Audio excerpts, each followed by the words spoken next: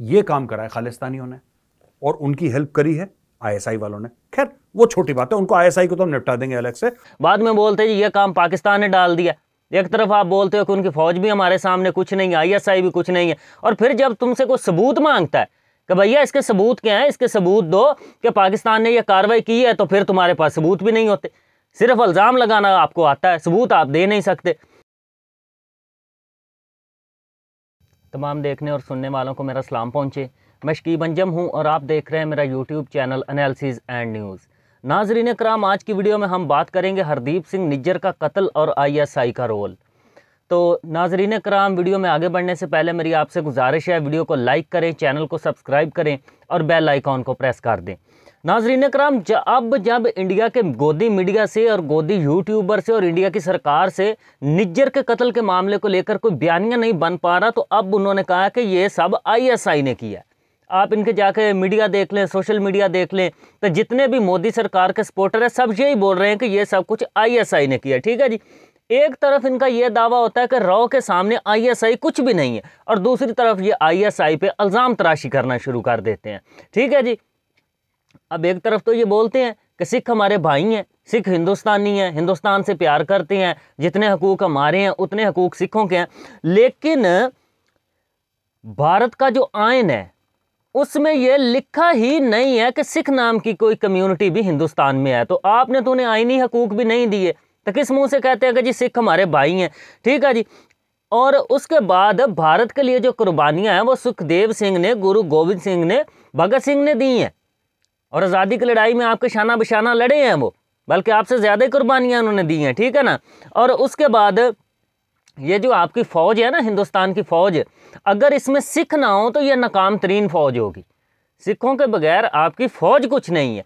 उसके बाद मोदी सरकार अब ये चाहती है कि दुनिया वो करे जो हम चाहते हैं।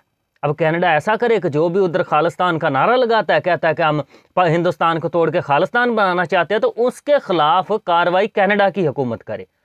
पहली बात तो मैं ये कह दूँ कि कोई भी शख्स जो किसी मुल्क में रहता है, वहाँ का नेशनैलिटी होल्डर है, वहाँ पे पला बड़ा जवान हुआ है, अगर वो उस मुल्क को तोड़ने की बात करे तो ये कोई अच्छी बात नहीं होती। अगर कोई मेरे मुल्क को तोड़ने की बात करेगा तो मुझे भी अच्छा नहीं लगेगा। तो खालिस्तानियों को आपने कैसे ट्रीट करना ये आपको पता है, लेकिन जो सिख वहाँ पे उनको हकूक़ तो दें, वो तो आपने नहीं दिए हुए। ठीक है जी। उसके बाद आप चाहते हैं कि दुनिया वो करे जो हम कहते हैं, तो भाई तुमको आलमी लीडर हो, तुमको सुपर पावर हो, तुमको जो बाइडन हो, तुम्हारा दुनिया में कोई इतना असर और सूख तो नहीं है ना। तो जब खालिस्तानी तुम्हारे मुल्क से बाहर निकल जाते हैं तब तुम्हें याद आता है कि दूसरा मुल्क उनके खिलाफ कार्रवाई करे, और ख़ुद तुमसे होता कुछ नहीं है। उसके बाद जी इन्होंने, हिंदुस्तान की हुकूमत ने 22 लाख कनाडा के अंदर हिंदुस्तानी मौजूद है, तो इन्होंने उनको वार्निंग जारी की है कि आप सेफ जगह पर रहें, और जिस जगह पे सिखों की ज़्यादा तादाद है या जहाँ पे खालिस्तानी एक्टिविटीज़ ज़्यादा हैं तो वहाँ पे जाने से गुरेज करें। तो सर आप उन्हें रोके ना, इस तरह ना उन्हें कहें कि वहाँ पे, बल्कि उन्हें वापस बुलाएं। उन्होंने कहा कि हिंदुस्तान में वापस आ जाओ, तो ये 22 लाख हिंदुस्तानी हिंदुस्तान वापस नहीं आएगा। ये जो आप कनाडा को बताते फिर हो ना कि कनाडा की औकात क्या है, आपको समझ आ जाएगी। आपके कहने पे हिंदुस्तानी वापस नहीं आएंगे। अच्छा जी। उसके बाद आप फिल्मों और ड्रामों में ये दिखाते हो कि आपकी जो एजेंसी है रॉ, आपकी इंटेलिजेंस की, तो वो दूसरे मुल्कों में जाकर कार्रवाई डाल देती है और वापस भी आ जाती है। वो एक फ़िल्म बनी थी बेबी, उसमें जी ये रॉ वालों ने कार्रवाई डाल दी थी सऊदी अरब में जाके, और फिर वो एक था टाइगर, उसमें इराक़ में कार्रवाई डाल दी। और एक फैंटम मूवी बनी थी, फैंटम, वो सैफ अली ख़ान ने उसमें काम किया था, तो उसमें पाकिस्तान में आकर अपना सारा जो मिशन है वो रॉ ने कंप्लीट किया और वो वापस भी चले गए। अब फिल्में बनाते बनाते आपने सच में कार्रवाई डाल दी कनाडा में, और जब कनाडा के अंदर आपने ये काम कर दिया और आपने हरदीप सिंह निज्जर का कत्ल किया है, अब आपसे भुगता नहीं जा रहा। अब आप मुकर गए हैं कि हमने किए ही नहीं है। अब आपसे डिफेंस वो क्या है कि अपना दफा ही नहीं किया जा रहा, डिफेंड ही नहीं हो रहा आपसे। तो इस तरह की बातें ना करें। और आप कहते हैं कि जस्टिन ट्रूडो खालिस्तानियों के खिलाफ कार्रवाई करे, तो वो जो दाऊद इब्राहिम बैठा हुआ दुबई में, तो दुबई के शेखों से और दुबई के किंग से तो आप मुतालबा नहीं करते कि दाऊद इब्राहिम हमारे वाले करो। वो सीधा पूछ लेगा ना, भैया तुमने निकलने क्यों दिया, अब वो हमारे मुल्क में बैठा, हम क्यों दें आपको। तो पहले भाई उसका कुछ पकड़ो। वैसे फिल्मों में दाऊद इब्राहिम को बहुत मारा है आपने, बहुत दफ़ा मारा है। हकीकत में आप उसकी जो है ना परछाई को भी नहीं छू सके। हालांकि उसके साथ भी उसने हिंदुस्तान में धमाके किए हैं बकौल आपके, उसको भी सज़ा मिलनी चाहिए, लेकिन उसका तो आप बगाड़ कुछ नहीं पाए। और सिखों के, मासूम सिखों के पीछे पड़े हुए हैं। इनकी आदत बन चुकी है, ये हर चीज़ का मुद्दा पाकिस्तान पे डाल देते हैं। वो पुलवामा में, उड़ी में, पठानकोट में, वो 26/11, पता नहीं कौन आता आपको ठोक के निकल जाता है, पहले आपको पता नहीं चलता। और दुनिया के नंबर 1 एजेंसी रॉ जो है वो उस टाइम पर सोई होती है, और ना आपकी इंटेलिजेंस से कुछ होता है। बाद में बोलते हैं जी ये काम पाकिस्तान ने डाल दिया।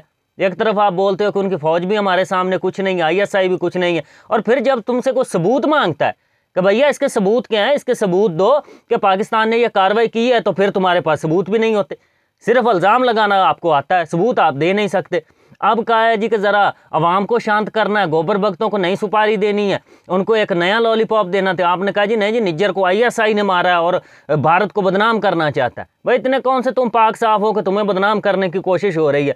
उसके बाद सर्जिकल स्ट्राइक के नाम पर तुमने झूठ बोला था कि वो जी सर्जिकल स्ट्राइक, हमारे तैयारी अंदर चले गए और वहाँ पे जाके उन्होंने कार्रवाई की और वहाँ पे जाके दहशतगर्दों के ठिकाने तबाह कर दिए। ये वो मीडिया और सोशल मीडिया पे गांद डाल के बाद में आपके पास सबूत नहीं था निकला।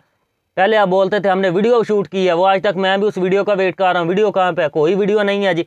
और वो आपका था एक, आपकी फ़ौज का सिपाही, जब ये आपने सर्जिकल स्ट्राइक वाला झूठ फैलाया था ना, तो वो चंदू बाबूलाल था उसका, तो वो सरहद पार आ गया था पाकिस्तान की तरफ, और यहाँ पे आकर उसने कहा था कि हमारी फ़ौज तो भूख से मार रही है और हम खुदकशियाँ कर रहे हैं, अच्छा खाने को नहीं मिलता, तो मैं तो पाकिस्तान से जाना नहीं चाहता। फिर वाघा पे जाके आपकी फ़ौज के हवाले किया तो उसे हमारी फ़ौज ने। तो इस तरह की बातें ना किया करें। निज्जर को आपने निपटाया, भुगतना भी आपको पड़ेगा। अब पूरी दुनिया जो है वो देख रही है कनाडा की तरफ कि कनाडा अब क्या करता है, और अगर कनाडा ने ये प्रूफ कर दिया, जो कि मुझे लगता है कर देगा, तो इतनी सख्त पाबंदियां लगेगी कि हिंदुस्तान भूल जाएगा ये जो $625 अरब का राग लाप रहा है, और हम दुनिया की तीसरी बड़ी इकॉनमी बनने जा रहे हैं। उसके बाद जी मुझे मैसेज करके ये कह रहे हैं कि अपनी ज़ुबान बंद रखो। ओ भैया, मैंने निज्जर को निपटाया, काम डालने से पहले सोचना था ना, अब हम बात भी ना करें। तो इस तरह से चलने वाला नहीं है। किस किस की ज़बानें आप बंद कराएंगे? अब गोबर भक्तों को तो आपने जो है वो सेटिस्फाइड कर लिया, लेकिन सारा हिंदुस्तानी पागल तो नहीं है ना। अब एक आम हिंदुस्तानी परेशान है कि ये मोदी सरकार और ये BJP वाले और RSS वाले क्या गंद करते फिर रहे हैं दुनिया में। तो इस तरह के काम करने से पहले आपको सोचना चाहिए था। अब जब आपने काम डाल दिया तो उसको भुगतो, और भुगतने के क्या नतीजे निकलेंगे ये आने वाला वक्त बताएगा। कमेंट सेक्शन में अपना फीडबैक ज़रूर दीजिए।